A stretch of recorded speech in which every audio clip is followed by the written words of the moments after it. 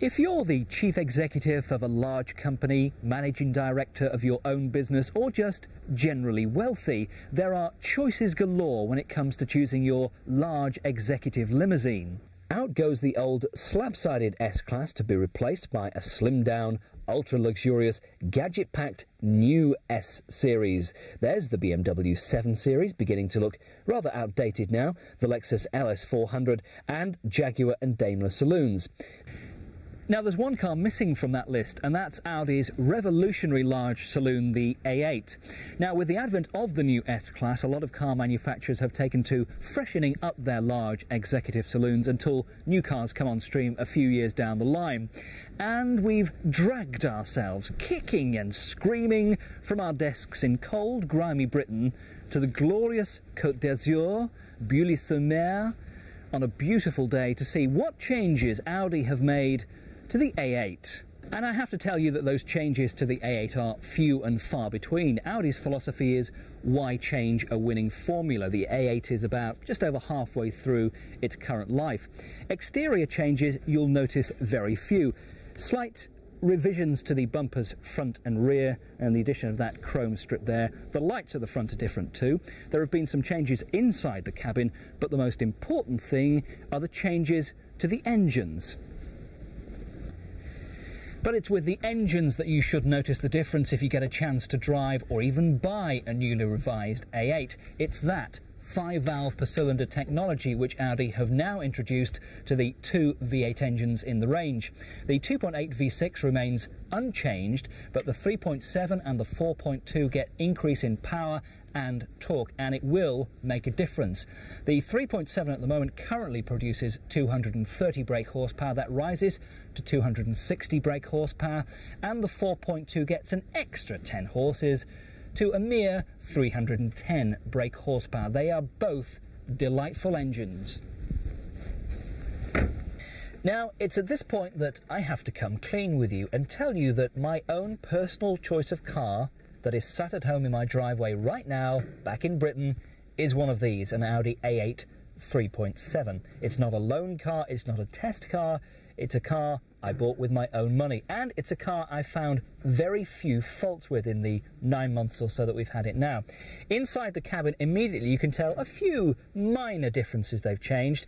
For instance, the centre console there is different. You get this TV screen which doubles up as the radio and the CD and a navigation system too. That's changed. Some slightly different wood trims and some Alcantara in these door panels too. But inside, they've just made minor changes rather than going the whole hog. David, what were the main reasons behind the decision to slightly revamp the A8 at this stage of its life? Well, the car has been on the market now for over 3 years, and we didn't feel there was a need to do anything major to the car, but we felt we wanted to upgrade it a bit to put in some of the learning we've developed over the last 3 years, to give existing customers a reason to change for a new car, but also not to make the old car obsolete. So the visual changes are quite subtle, but there's been quite a lot of engineering changes underneath. And what about the engines? That's probably the main area that's been changed. Yeah, that's the main area, particularly on the V8s. The main change has been that the cars have gone from 4 valves per cylinder to 5 valves per cylinder, which means a modest increase in power, but major improvements in terms of emissions and in terms of fuel consumption. So it is worth that extra valve per cylinder? Yeah, it makes it a better car, makes it more drivable, the throttle response is better, and obviously the environmental damage is less. And what about the running gear? That's changed slightly, hasn't it, with an all-aluminium running gear? That's right, lots of new components in the running gear. The essential design of the suspension components is the same, but a lot more are now made out of aluminium, reducing unsprung weight, and with different settings for the springs and dampers, it really improves the ride and handling compromise. Now, one thing you would expect with such a large car as this is awful fuel consumption. You'd expect it to be a big gas guzzler, and it is to a certain extent around town, but get it on a run, get it on the motorway, and it is really excellent. For instance, let me just give you an example. If you cruised at 90 miles per hour on the motorway all day long, the A8 3.7 with that V8 engine would do 30 miles to the gallon, and that really is remarkable for such a large car.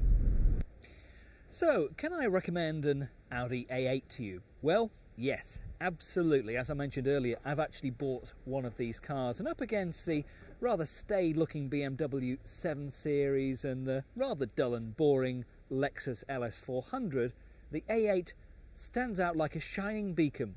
The S-Class undoubtedly is going to give all of those cars a real run for the money.